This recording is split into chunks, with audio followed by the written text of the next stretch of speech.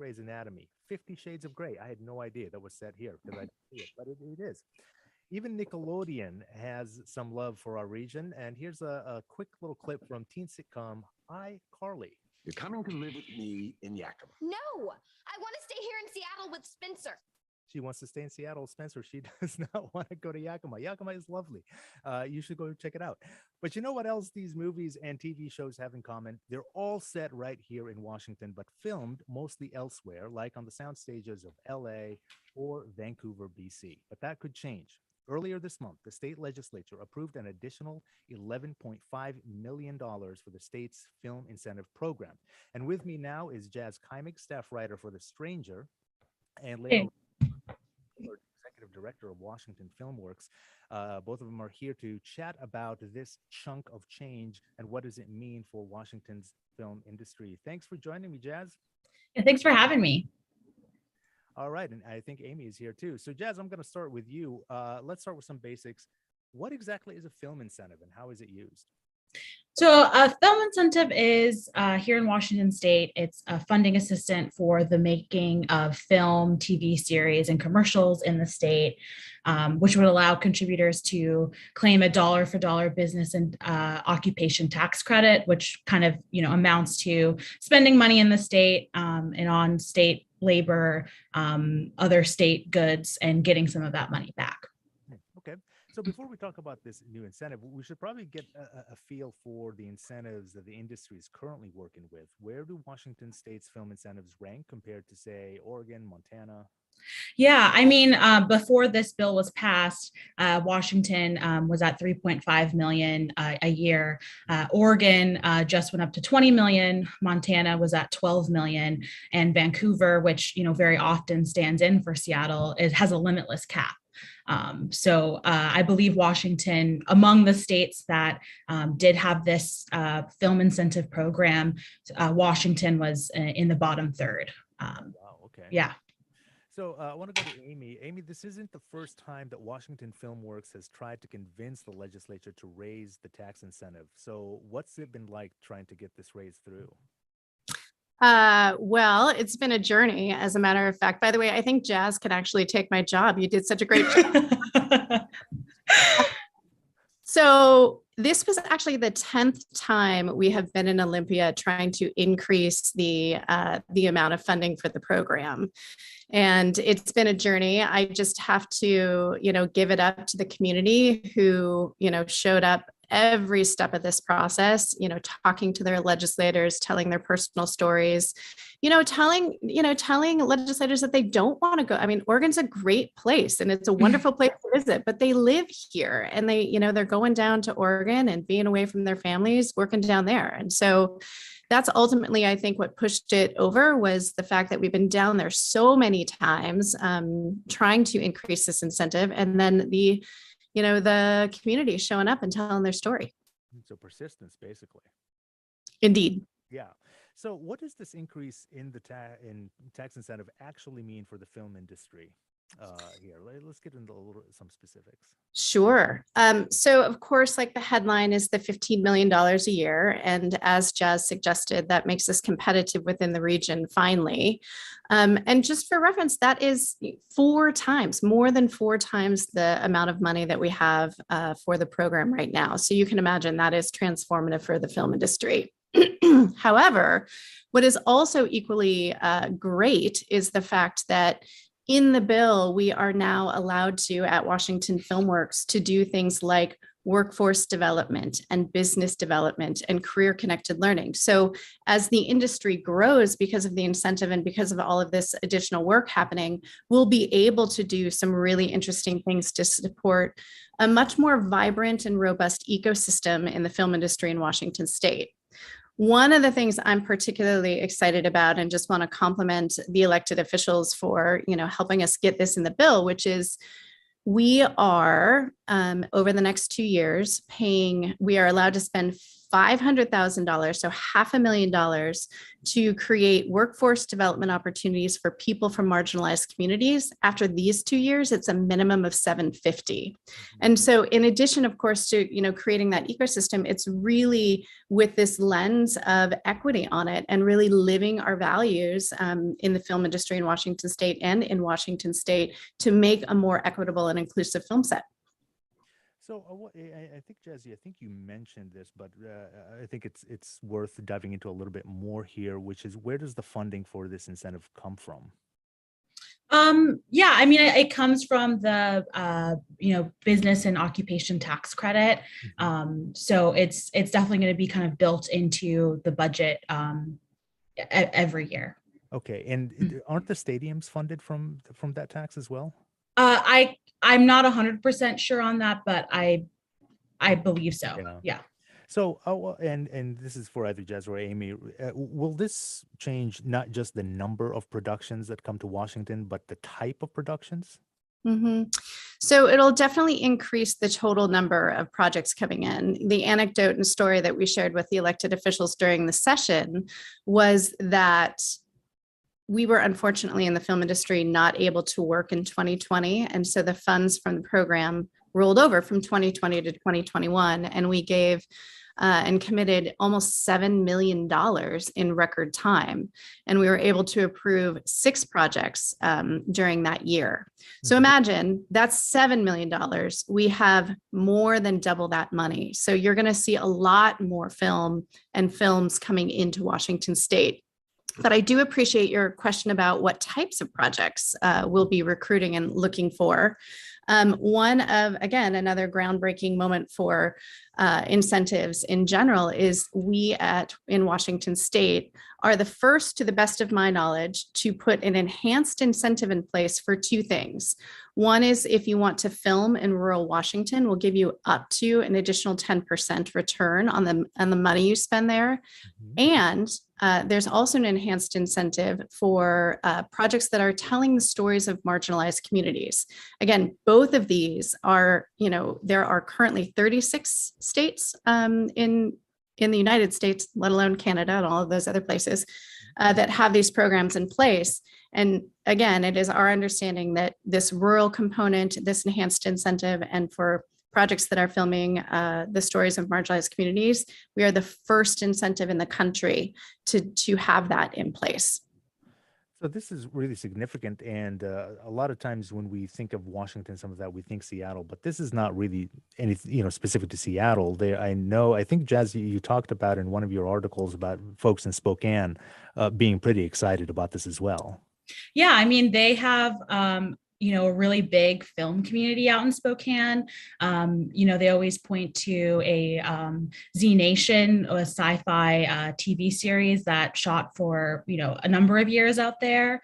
I've spoken to casting directors who, there's a huge talent pool to pull from out there, and in other parts of the state that aren't just Seattle. And I think that the bill, outlines and make sure that, there's at least some language for investment in other kind of communities that aren't necessarily just Spokane and Seattle. Yeah, so statewide, really. So this is kind of, it seems like this is going to be a big benefit. And I'm really wondering, I don't think this passed unanimously. So the people that voted against it, I'm wondering what their argument is. Like, are there any downsides to this? Yeah, I mean, it actually had pretty wide bipartisan support. It passed in the House 96-2 and in the Senate 45-3. So I think by and large, I think everyone's really on board with it. From what I had heard on, what legislators were saying were, things like, maybe it doesn't, are more rural communities really going to get this money? And like, how can we really ensure that minority communities also, get a piece of this as well? But I think by and large, everyone, regardless of their political affiliation, were, behind making us more competitive with the region, with this film incentive. So what's the impact on people who live here but aren't part of the film industry? Yeah, I mean, from a lot of folks that I talked to, I think tourism is going to be probably the most major impact in that regard. I know that out in Island County where Practical Magic was shot, they have a lot of folks kind of come through and wanting to kind of see the town in which this really big movie was shot. That's you mentioned Twilight at the top of the hour, or at the top of this segment, and even though it was none of that movie was shot in Forks, there's still like a huge kind of community and a lot of tourist attractions kind of centered around people coming to Forks and really wanting to see where the story was set. So I think that's probably one of the kind of bigger impacts that will hit people that aren't necessarily in the film industry. Right. I'll also mention that because we see all the data from all of the projects that are funded through the program, 50% of any budget goes to, of course, paying for the cast and crew that work on it from Washington State. But the other 50% is with businesses that the production does business with. What's interesting about film and what we know from our data is only 5% of those businesses that production spends money with are actually film businesses. Oh. Think about there's catering and there's you got to rent honey wagons and you got to do all of these things, right? So you hit almost every sector of the economy. So tourism, putting our people to work, and small business impact, I think are all really great things that are outcomes or other ways that this program has impact. Yeah. And I know, isn't George Clooney working on a film about boys in the boat that could have easily, do you think something like that would have been filmed here if we had those tax incentives in time?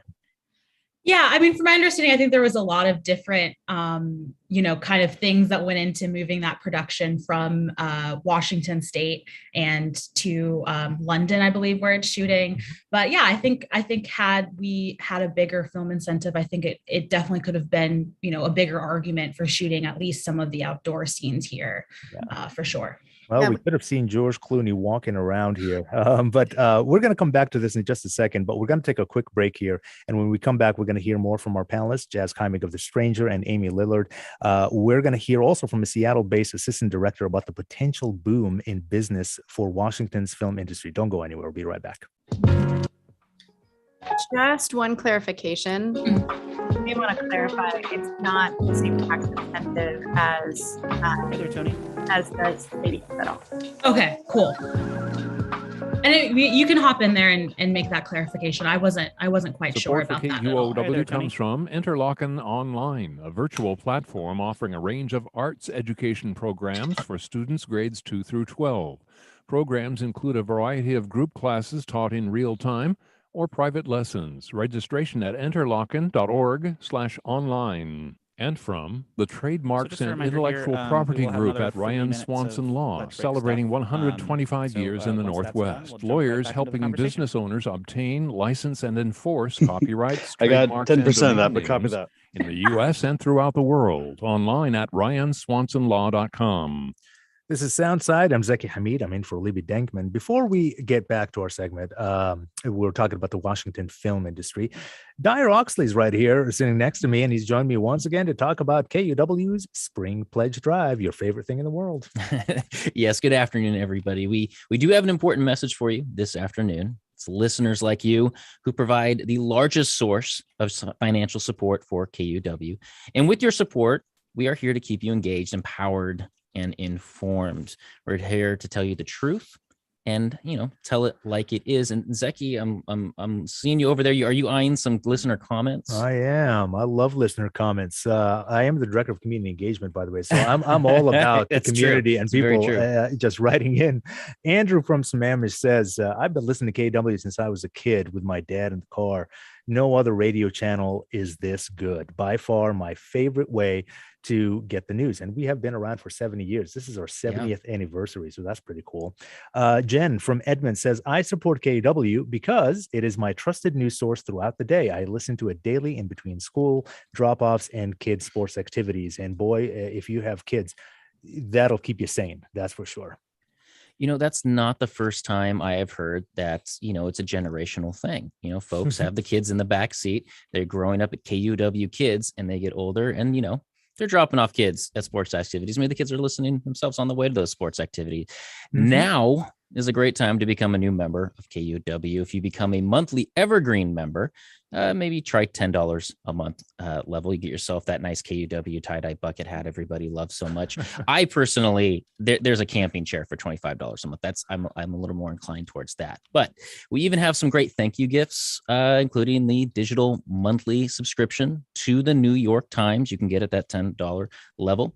You can find that when you become a member online at kuow.org. That's right. That's all you need to do. Go to that website, kw.org, hit that donate button, and donate whatever fits your budget. You've heard me say this again and again because I'm running out of things to say here. But, $10, $20, $100, $1,000, whatever you can. But when you do, you really are supporting this incredible programming that you rely on to get your news. And look, trust in journalism is declining, and you really need a place that you can say, I trust that source. And KW is one of those sources that you can just point at and really trust that when things go haywire in the world, and they are almost on a daily basis right now, this is a really bizarre time that we're living in, you can turn to KW to get what you need. Think about the past couple of years in the pandemic and all the information that you seriously needed to know in order to just get you through your day. KUW is that source. All you need to do is go to the website at kuow.org and hit that donate button and just donate whatever fits your budget. And I can't thank you enough for everything that you give KUOW. Listeners, you truly are. You are what makes this station what it is. So thank you for that. All right. And now we are going to get back with some more Soundside. By the way, I'm your guest host, Zeki Hamid. I'm in for Libby Denkman.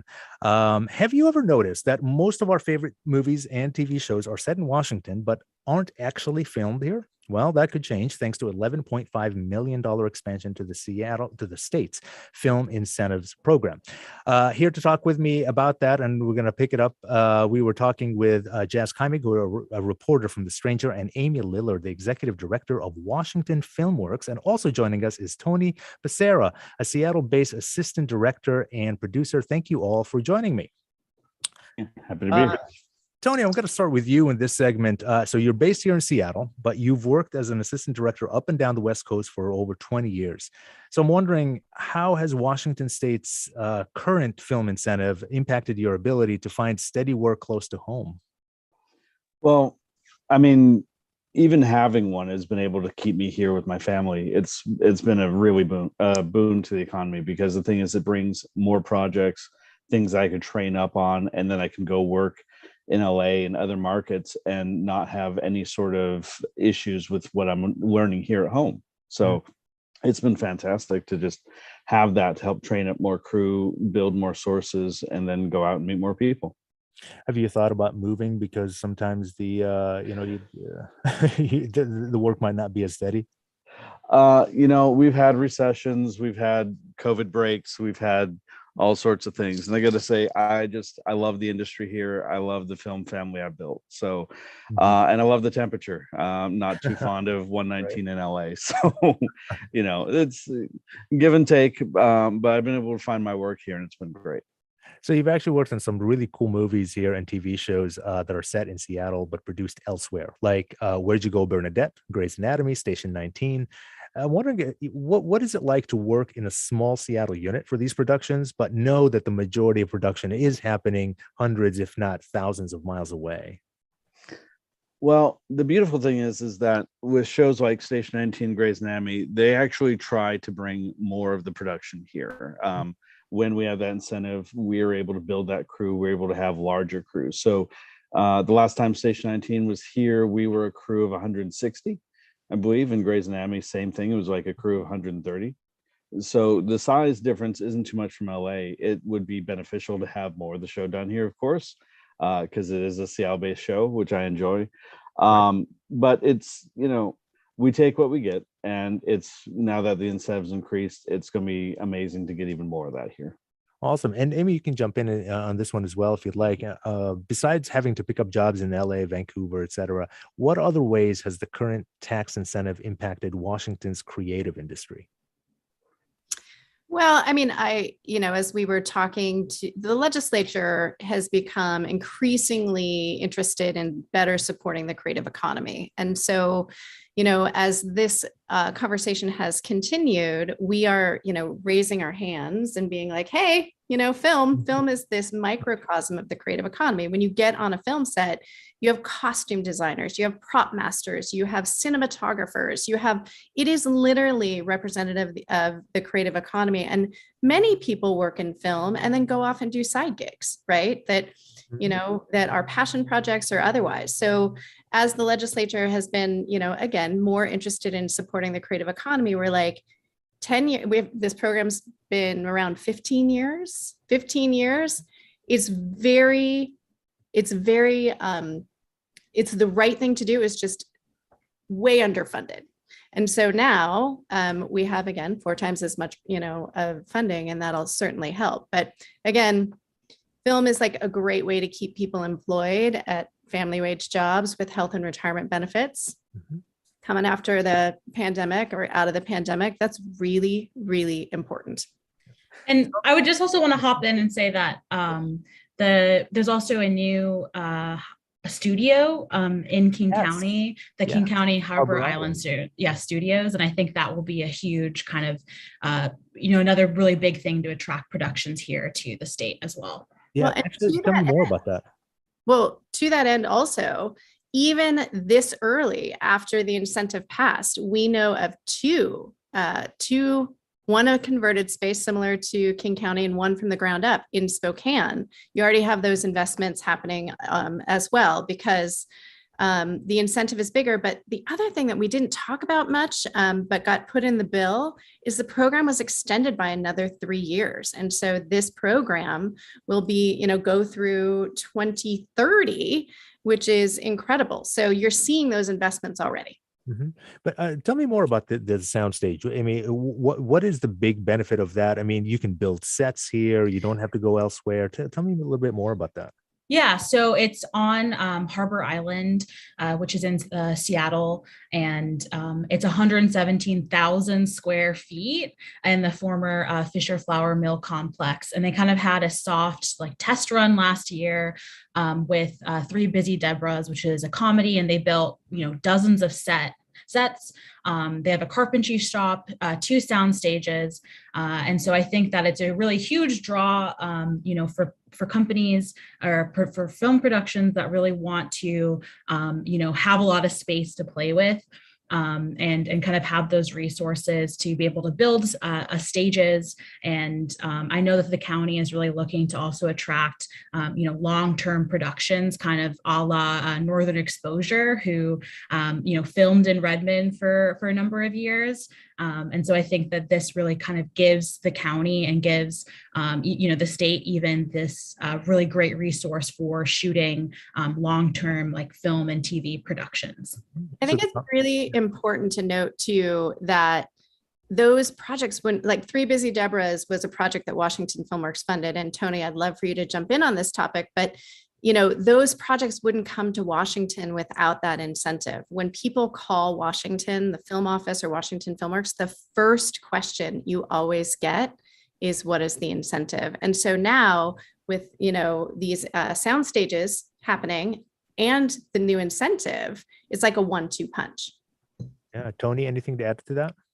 Yeah, we worked on Three Busy Debras, and like Jess said, we did 78 built sets, and used all of that space. It was fantastic to have.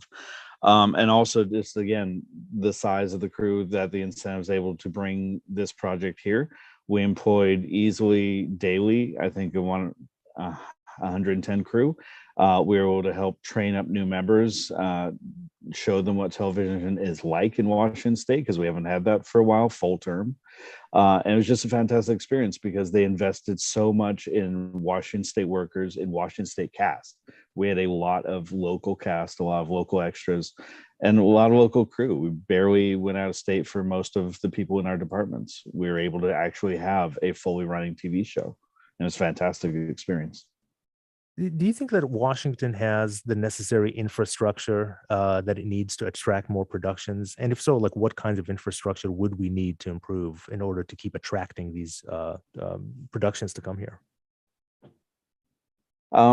We have it. I mean, we have stages, we have the gear, we have Kerner camera, we have Pacific Grip and lighting. We have the equipment, the ability, and the crew.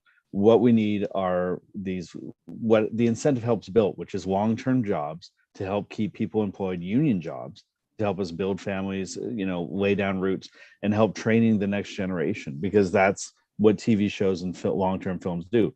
We help train the next generation, help build up our infrastructure, our crew base, so that when any job comes here, they can just say, hey, I need this many employees, and we can fill that easily. So one just last quick question here. Did the governor sign this yet? Asking like every day. My understanding is that he's trying to get it all done, but we remain ever hopeful. Okay, well, hopefully it gets done soon, and we can attract these big productions and little productions here, and we can start competing with Oregon and Vancouver. Thank you all so much. My guests are Jazz Kaimig with The Stranger, Amy Lillard with Washington Filmworks, and Tony Becerra, a Seattle-based assistant director who's worked on TV shows like Grey's Anatomy and Station 19. Thank you all for joining me today. I really love this conversation. Hope to talk to you soon. Thanks. Thank you. We'll be right back.